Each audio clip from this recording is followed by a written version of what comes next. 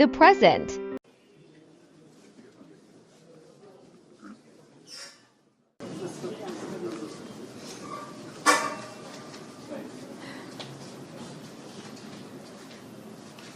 এই কোটা আন্দোলনকারীদের complete shutdown আর তার ফলাফল আজকে এই অবস্থা। সমস্ত দাবি মেনে নেওয়ার পরেও তাদের আর সে শাটডাউন শেষ হয় না। কী কারণে আমি বুঝি না। আমরা তো সম্পূর্ণ দাবি মেনে নিয়েছি, একটা মানলে আর একটা, আর একটা মানলে আরও একটা, আর এর ফল আজকে জ্বালিয়ে পুড়ে সব একদিকে সরকার, আর আজকে কত মানুষ জীবন হারালো, কতগুলি মানুষ পঙ্গু হয়ে যাচ্ছে, কতগুলি মানুষ। এবং ঠিক এই 2001 সালে এরকম তাণ্ডব বিএনপি জামাত জোট চালিয়েছিল। আওয়ামী লীগের প্রায় 21,000 নেতাকর্মী হত্যা করে, কত মানুষ গুলি খেয়ে তাদের ঘর বাড়ি হাত পা কেটে দেওয়া, চোখ তুলে দেওয়া, মেয়েদের রেপ করা, এই তাণ্ডব ছিল। আবার 2013 সালে অগ্নিসন্ত্রাস, 13, 14, 15 আগুন জ্বালানো, সব যে গাড়ির ভিতরে, বাসের ভিতরে মানুষ, সেখানেও আগুন জ্বালানো। 23 সালে সেখানেও সেই তাণ্ডব। আর প্রতিবারই পুলিশের উপরে আঘাত, পুলিশের হত্যা, মানুষ মেরে ঝুলিয়ে রাখা, পুলিশ মেরে ঝুলিয়ে রাখা, গাজীপুরে আমাদের কর্মী মেরে ঝুলিয়ে রাখা।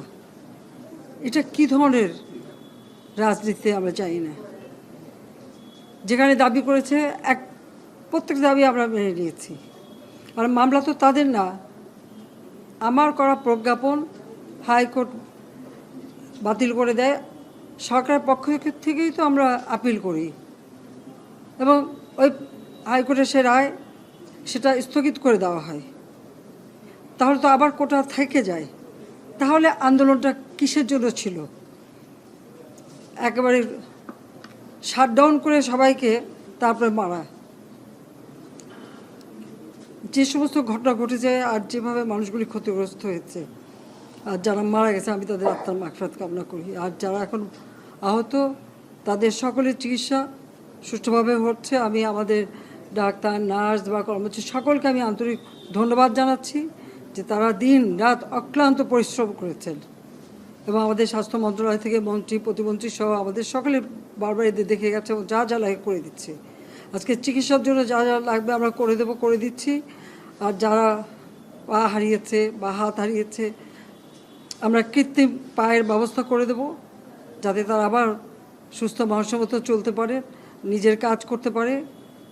এবং এর মধ্যে একজন আবার প্রতিবন্ধীও, কাজে তার মা যাতে ভালোভাবে চলতে পারে। প্রতিবন্ধী অবশ্য আমরা ভাতাও দিচ্ছি, কিন্তু তাকে আরও ব্যবস্থা করে দেব, আমাদের যতটুকু সাধ্য করে দেব। কিন্তু আমার দেশবাসীর কাছে আমি বিচার চাই, কি অপরাধটা কি করেছি যে এইভাবে, যেখানে আমি মানুষের ভাগ্য পরিবর্তনের কাজ করে যাচ্ছি, মানুষের জীবন মান উন্নয়ন করেছি। আজকে বাংলাদেশ সেই 2008-এর বাংলাদেশ আর 2024-এর বাংলাদেশ তো এক না। বাংলাদেশের মানুষের জীবন মান তো উন্নত হয়েছে। আমাদের অর্থনীতি আজকে কত কত উপরে উঠে গিয়েছিল, এবং এটা মনে হলো যে এটা আর কিছুই না। এটা আমাদের অর্থনীতিকে সম্পূর্ণ পঙ্গু করে দিয়ে বাংলাদেশকে আবার ভিক্ষুকের জাতি করে দেওয়া, এটাই বোধহয় এদের পিছনে ষড়যন্ত্র। সেটাই হচ্ছে সবথেকে দুঃখজনক, যে দিন রাত অক্লান্ত পরিশ্রম করে বাংলাদেশটাকে যখন একটা জায়গায় নিয়ে আসলাম, আজকে সেখানে দেখি এই একদিকে জ্বালাও পোড়া সব কিছু। ঠিক যে প্রতিষ্ঠানগুলি মানুষের সেবা দেয়, আজকে মেট্রো রেলে চড়ে মানুষ কত অল্প সময়ের মধ্যে সময় বাঁচিয়ে কর্মস্থলে পৌঁছাতে পারতো, আবার ফিরতে পারতো। সেখানে ছাত্ররা, চাকরিজীবী, সাধারণ মানুষ সবাই তো যেতে পারতো। সেই স্টেশনগুলি পুড়িয়ে এখন ট্রাফিক জ্যাম, মানুষের কষ্ট। আমি তো কষ্ট লাঘব করেছি, কিন্তু যারা এইভাবে আগুন দিয়ে পুড়িয়ে মানুষের সে কষ্টে আবার ফেলে দিল, তাদের বিচার দেশের মানুষকেই করতে হবে। আমি খালি সকলের সহযোগিতা চাই। আর এইভাবে মায়ের কোল খালি হোক, এটা আমি চাই না। কারণ আমি তো বাবা মা সব হারিয়েছি, আমি তো জানি হারাবার ব্যথা কত কষ্ট। কিন্তু সেই কষ্ট বুকে নিয়ে তো ফিরে আসছি এদেশের মানুষের জন্য। এখানে আমার তো কোনো চাওয়া পাওয়া নেই। আমি তো আমাদের ছেলে মেয়ের জন্য কিছু করিনি, শুধু তাদের লেখাপড়া, নিজেরাই চাকরি করছে, নিজেরাই পড়েছে। আমি কতটুকু করতে পেরেছি। কিন্তু আমি দেশের মানুষের জন্য করেছি। আজকে অন্তত মানুষের ভাত কাপড়ের ব্যবস্থা, চিকিৎসার ব্যবস্থা, তাদের কাজের সংস্থা সবই তো করে দিচ্ছিলাম।